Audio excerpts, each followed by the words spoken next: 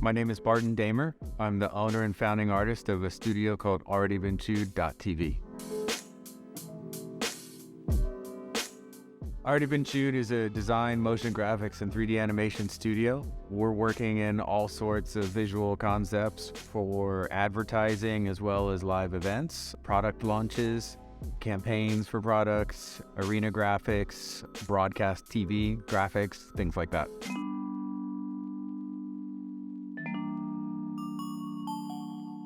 Our studio space is inspired by a few things. It's inspired by skateboard shops, sneaker stores, certain types of coffee shops, whether it's, some of the reclaimed wood and the metal for the conference rooms, kind of inspired by the old Chelsea Market building, all the way to some of the graffiti tags and bombs that are in the building. For me, it was really important that this space felt like an artistic studio where we are artists and we're basically painting on digital monitors. I've always liked the idea of feeling like we're in some sort of artistic space where you would expect people to be on canvases with paintbrushes. I personally believe that a brand is going to be much stronger if there's some sort of a home base.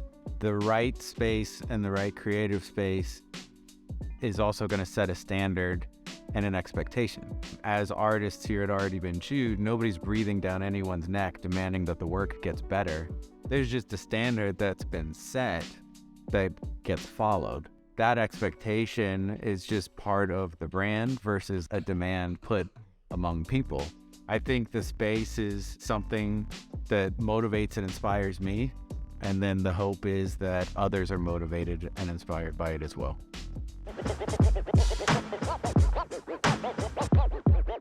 So I think it's easy to see Already Been Chewed where it's at now, 13 years into it, see the client list, see some of the work that we're doing, and maybe have no clue how you might go about doing something like that or feel like it's even obtainable.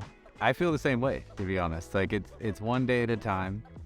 It was always more important to me to build this company off of what I don't want out of life.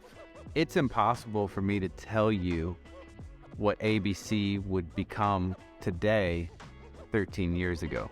But all the things that I don't want ABC to become 13 years ago are still true to this day. And that's really how I make the decisions around here. I can't project and tell you where ABC is going to be 5 years from now. Because, for instance, there's an NFT market. That NFT market didn't exist a year and a half ago or 2 years ago. I can't project and tell you where ABC is going to be 5 years from now. But I can tell you exactly where ABC is not going to be 5 years from now. And I feel like that's been a better strategy because where we are now, I never would have guessed that we could be doing what we're doing. I've never worked for a big studio before. I've never worked for a motion graphics studio before. I was broke, raising a family of 5, working at my church before I went and started working as a digital artist for Nike. They say dress for the job you want, not the job you have. I was always designing for the job I wanted, not the job that I had. So I would literally be designing sermon series graphics at my church, thinking about the sneakers that I would be designing for. Now that we are at 20 some people, I've been deciding how much more do we grow or not grow. It's a day-by-day decision. When we bring somebody on, I liken it to inviting them to a private party. We don't want egos that are going to ruin that party, personalities that might ruin that party. When we bring new people on, they need to appreciate what they are going to be a part of. I don't want to be the business owner that just lands a bunch of lame work, spinning cell phones for 90 seconds and having to churn out a ton of those videos and then finding a bunch of suckers to pull off the work that I just landed. That's not what's happening here. It's a joy and a privilege to be able to work with all of the people that are working here. The team's incredible, and personality-wise, when I'm bringing somebody on, I'm typically bringing them on not because I have an empty position, but because they're the right person. Having a team is one of the best things that it could be. For me to be able to go out as a freelance artist and start to build a company would be completely overwhelming had I even known or thought that it would turn into 20 employees.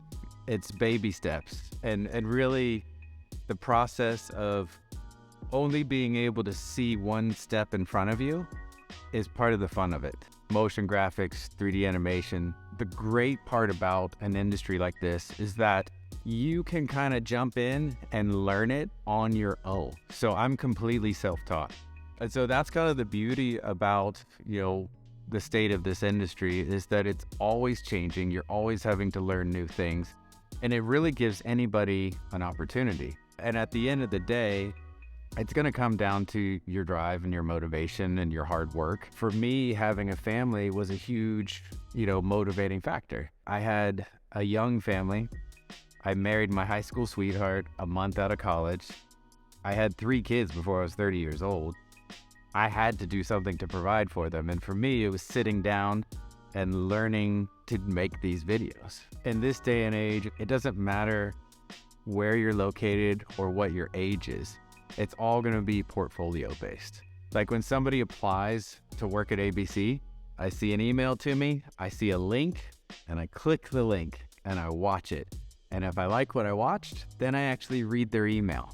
And that's the order that it happens in. These days we have 20 people on staff. I don't even know who has a college degree. I just looked at their portfolio. And this is an industry where that can be done. One of the things that could be incredibly challenging in growing beyond, myself, or if somebody else is considering doing this, is it can be awkward if you're like the founding artist and you're used to people coming to you or your brand. Am I willing to let others shine? Or do I have to be the one that's always the one to shine? If a person is not willing to let those people flourish and grow themselves, if you're always like compressing them to be to your level because your ego won't let them become better than you. Part of successful team building is empowering others to do what they do. I think where creative directors make a lot of mistakes is as they work their way off of the box and they're into more of a leadership role or creative director role, because they're no longer doing the work, and therefore they start having to have their fingerprints all over everything, and they turn into the nightmare creative director that is literally just telling you what pixels to push. And that's one of the things that I knew. I don't want to be that person. I don't want to work for that person ever. And so as a result, I don't ever want to treat our team that way. Imposter syndrome is actually quite common in our industry. You'd be surprised at how many people just feel like they're hacks at what they're doing.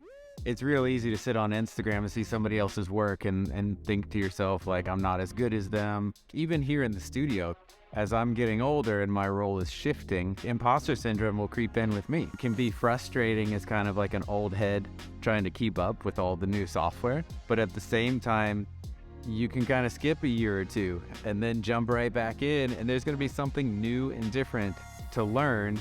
And the last 2 or 3 years didn't matter. So you can really kind of plug and play with your skill set as needed.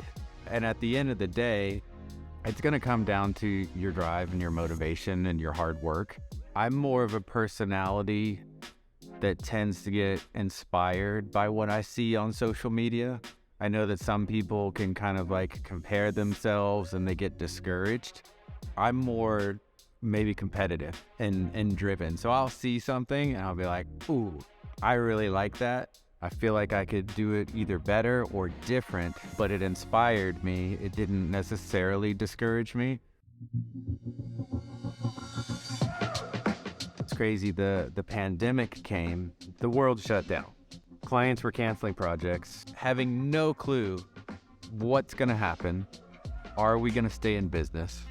But we had two of our biggest clients during the pandemic basically try to squeeze us for more work for cheaper. And the person that wins a negotiation is the one that's willing to walk away. I don't want to own a company that's going to bow down to these two huge brands that are squeezing us. So I said, get out of here. I don't want to work with you. And we have exploded since we got rid of them. Risky move, but I always run this place off of what I don't want it to turn into. And I felt like if this was going to become a studio that was just going to bow down and take the scraps from somebody trying to squeeze us, I didn't want to be the owner of that company. And I was willing to walk away from it. Those two clients were holding us back. We were doing too much work for too little money for them. And so by basically getting rid of them, it opened us up to take on international work. As things started to open up, then our client base started to expand and we were going global. If I can't keep my artists happy, and if I can't respect them and their time, I lose my artists. If I lose my artists, I lose you as a client anyway. I can find other clients. I don't want to have to find other artists. I will protect our artists at all costs, knowing that we're going to be able to keep the right clients incredibly happy. And if we have to lose a client because they are putting demands that are not reasonable on us, we will do that. There's a certain way that we're not going to run ABC, and the money doesn't matter because I don't want to be the owner of that studio. If I had gone to my team and insisted, there's no way we have to do this, we're pulling all-nighters, we're pulling weekends, I would have looked at myself and said, this is not the company that I want to own, and pull the plug on it. In 2009, a gig poster that I did for an Australian band called Wolf Mother ended up winning me an award as the 2009 Digital Artist of the Year. And it was a pivotal moment for me because I was like, it doesn't feel real. Like, this is just kind of happening online. I won this award. This could just go away and nothing could come of it. Or I could use this as like momentum and almost like a cosign. My industry thinks I'm doing great work. It was enough to give me the confidence that I felt like I belonged. I started to realize, okay, I should take advantage of this and kind of ride the tidal wave as much as I possibly can. I need to milk this somehow and not just let it like disappear. My freelance work had gotten to a point where I was making almost my full income, working 15 hours a week, nights and weekends, juggling the day job. And so at that time, I was the sole breadwinner of our family. You know, one salary, 5 mouths to feed, going out on your own. That's a really scary decision to make. My wife was actually super encouraging, and she was the one saying, like, what are you scared about? What are you waiting for? Like, you just need to do it. And so I ended up going out on my own in 2010 and started Already Been Chewed at that time. The name Already Been Chewed is actually inspired by skateboarding. When you are filming a street part, you typically would show up to a spot that you maybe never skated before. You would ask the skateboard filmer, okay, what's a trick that's never been done here before? And so that's the way we're approaching our clients, is we're basically looking at their competitors and we're asking the question, what's already been done? Because we don't want to do that. We want to do something new, unique, different. As a designer, it's very easy to fall into the same kind of design tricks and literally regurgitate the same tricks over and over and over. So to a certain degree, the name is kind of like self-motivation to make sure that we don't get complacent and just regurgitate those same tricks.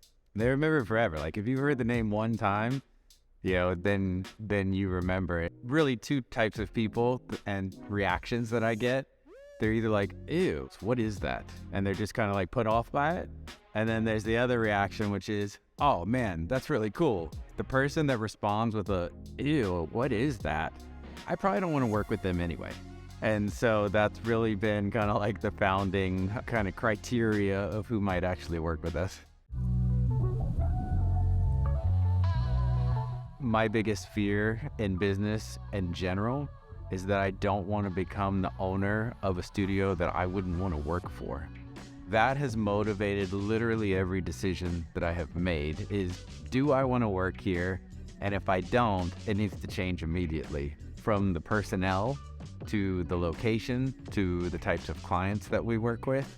Those are 100% the motivating factors behind any growth of ABC.